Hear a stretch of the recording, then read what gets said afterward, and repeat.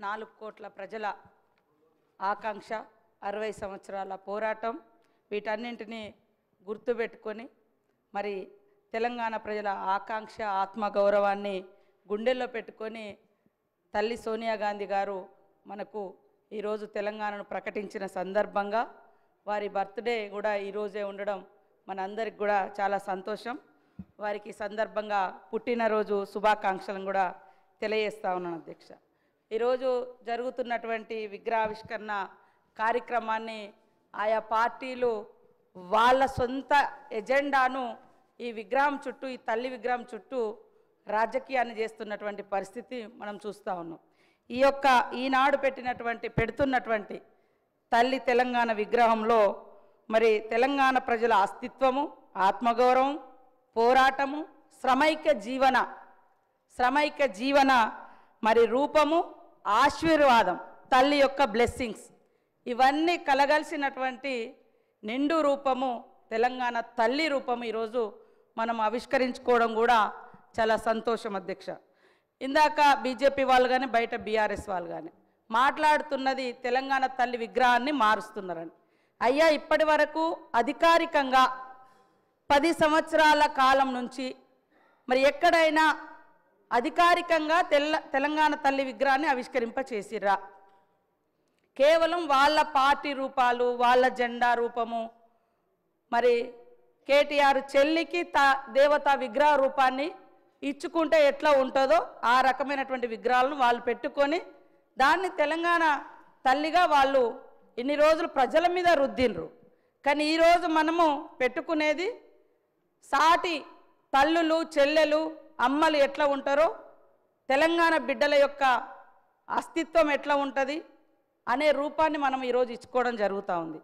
10 సంవత్సరాలైనా కూడా వాళ్లకు కనీసం ఒక తల్లి విగ్రహాన్ని ఏర్పాటు చేసుకుందాం అనేటువంటి ఆలోచన రాలేదు.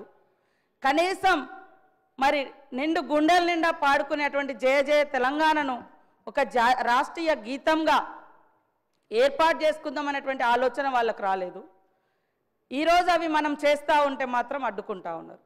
మనం అన్నట్టుగా, మనం విన్నట్టుగా గుండెల మీద, నెత్తి గుండుల మీద కూడా మా సోదరులు కానీ సోదరిమణులు కానీ అంటే రకరకాలుగా టీజీ అని పెట్టుకుంటే మాత్రం వాళ్ళ పార్టీకి వచ్చే విధంగా బీఆర్ఎస్ పార్టీ వాళ్ళు టీఎస్గా మార్చుకున్నారు.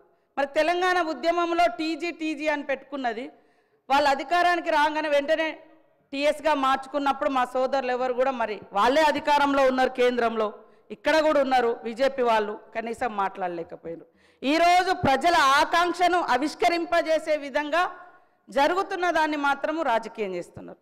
ముఖ్యంగా మేము తెలంగాణ కోసమే పుట్టినాం, తెలంగాణ కోసమే చేస్తామని చెప్పినటువంటి ఈనాటి బీఆర్ఎస్ పార్టీ తెలంగాణ పేరుతోటి అధికారంలోకి వచ్చిన తర్వాత ఇక ఈ రాష్ట్రంలో మాకు ఎదురేం లేదు, ఇక మేము దేశమంతా వ్యాపిస్తాం కాబట్టి భారత రాష్ట్ర సమితి అని కూడా తెలంగాణ అనేటువంటి పదాన్ని కూడా వాళ్ళు తొలగించారు. వాళ్ళు ఇవాళ మళ్ళీ తెలంగాణకు వ్యతిరేకం, తెలంగాణ అస్తిత్వానికి వ్యతిరేకం.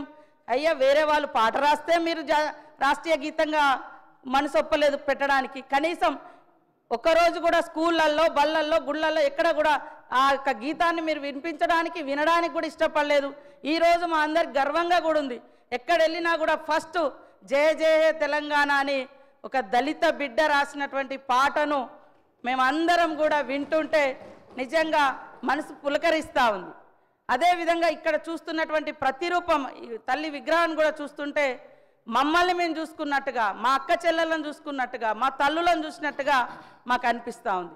దాంట్లో ఎలాంటి రాజకీయం లేదు. కాకపోతే ఏంటంటే వాళ్ళకు బీఆర్ఎస్ వాళ్ళకు వాళ్ళ ఇంట్లో ఉండేటువంటి రూపం, నేను ఎప్పుడో 2-3 ఏళ్ల కింద నుంచే మాట్లాడుతున్నా, ఆ విగ్రహ రూపం చూడండి.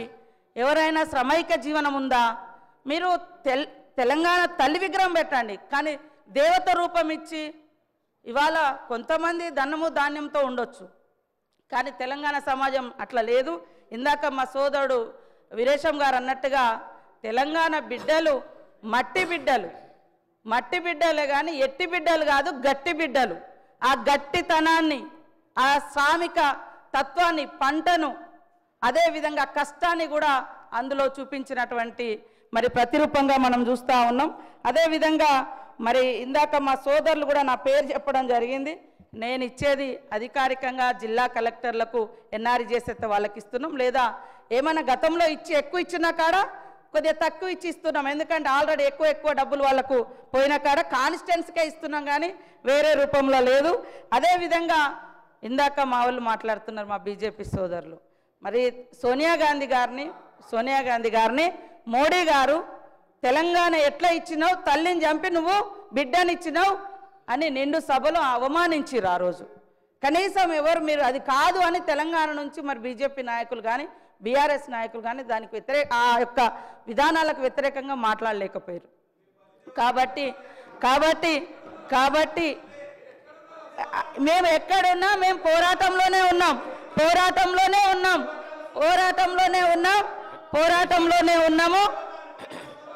1200 మందిని 1200 మంది అని ఆ రోజు కేసీఆర్ అని ఆయన అధికారానికి వచ్చినాక మళ్ళీ 400 మంది కుదించారు. కనీసం మీరైనా ఇవ్వలేదు.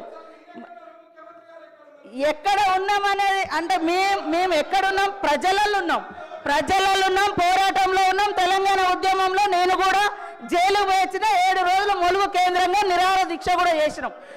నేను అనేది సరే అదే తెలంగాణ వచ్చిన తర్వాత కూడా తెలంగాణను కించపరిచే అవసరం అంటున్నా. మేము ఎక్కడున్నామని మేము ఎక్కడున్నామో ఈ రోజు అదే పార్టీతో మీరు అంటగలుగుతున్నారు కదా. మేము ఆ రోజున్న పార్టీతోటి ఈ రోజు మీరు అంటగలుగుతున్నారు కదా. ఆ పార్టీ మీద డిపెండ్ అయ్యే ఇలా కేంద్రంలో మీ ప్రభుత్వం నడుస్తుంది కదా అని నేను అంటున్నా. కాబట్టి నేను అనేది ఆ రోజైనా ఈ రోజైనా మా గొంతులు తెలంగాణ ప్రజల కోసం వినిపించినాం.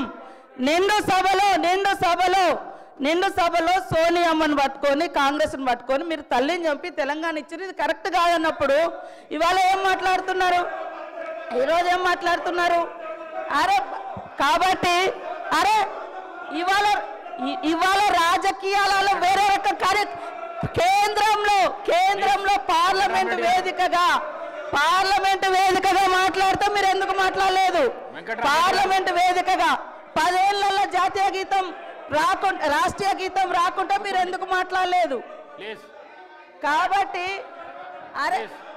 ఇవాళ తెలంగాణ ఇవ్వడాన్ని మీరు వ్యతిరేకించారే, తెలంగాణ ఇవ్వడాన్ని మీ మోడీ గారు వ్యతిరేకించారు.